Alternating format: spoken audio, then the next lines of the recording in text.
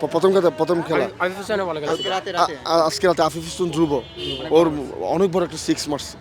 তারপর আপনার কি বলে যে এই অঙ্কন এসে যে একটা ফিনিশিং দিল অঙ্কন।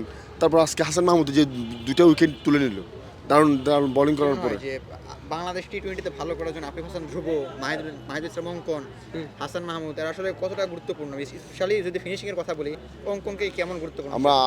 আমার দৃষ্টিতে অঙ্কন হচ্ছে কি ভবিষ্যতে একজন ফিনিশারের মতো, সে অনেক ভালো খেলতেছে। আমরা এই বিপিএলে দেখছি তার পারফরমেন্সগুলো অসাধারণ। প্রথম ম্যাচ থেকে যেটা চিটাগাং বিরুদ্ধে ছিল অসাধারণ মানে ফিনিশার, সে খুব ভালো করবে। কে? মাহিদুল ইসলাম অঙ্কন। আমি মনে করি কি সে একজন তাকে যদি পরিচর্যা করে, তাকে যত্ন নেয়, সে একজন কি বাংলাদেশের নেক্সট কি মহেন্দ্র সিং ধোনি হবে বাংলাদেশের। আজকে ভালো লাগছে। মূলত আমি জুনিয়রদের খেলা লাইক করি, তো আমি আসছিলাম পার্বতী মনের খেলা দেখতে। তারপর আপনার রাজশাহীর আপনার জিসান আলমের ব্যাটিং আমার খুব ভালো লাগে, বাট চাইছিলাম আরও ভালো কিছু করতে, তো ভালো লাগছে।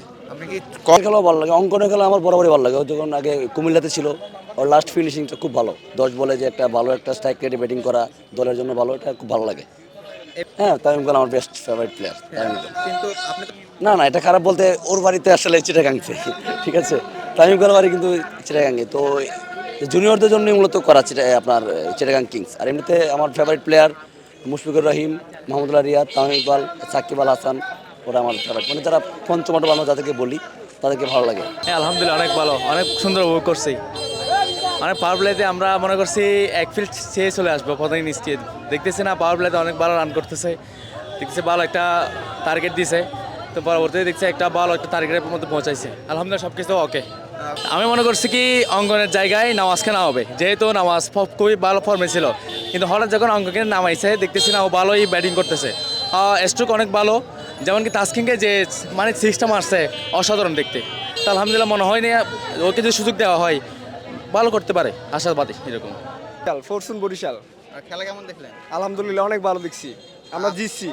আপনি আসলে কোথাকার, বরিশালের না চট্টগ্রাম? না, আমি বরিশালের।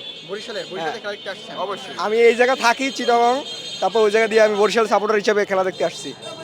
রাতের ম্যাচ কেমন দেখলেন? রাতের ম্যাচে অনেক এনজয় করছি, অনেক বাউন্ডারি হয়েছে, অনেক রান পাইছে, সব মিলে অনেক ভালো দেখছি।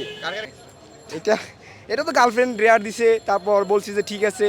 তারপর ক্যামেরায় 2-1বার টানছিল, যখন ওই তামিম ভাইয়ের একটা ব্যানার নিয়ে আসছিলাম আমাদের কিছু ভাই বেরাদাররা, ওইটা দেখানোর সাথে ওটা আমার পাশে ছিল, ওইরকমভাবে দেখাইছে 2-1বার।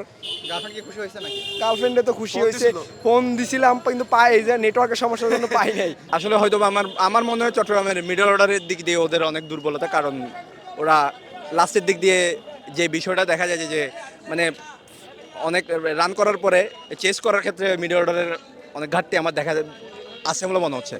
অবশ্যই এটা আফসোসের বিষয়, আমরা তামিম ভাইকে সাপোর্ট করি, তো তামিম ভাই যদি চট্টগ্রামে হয়ে গেলে, এখানে চট্টগ্রামে এখন বরিশালের দর্শক আছে কিছুটা তামিম ভাইয়ের জন্য, তো তামিম ভাই যদি চট্টগ্রামে হয়ে গেল তো পুরোটাই সাপোর্ট তামিমের হয়ে থাকতো আর কি, ঠিক আছে।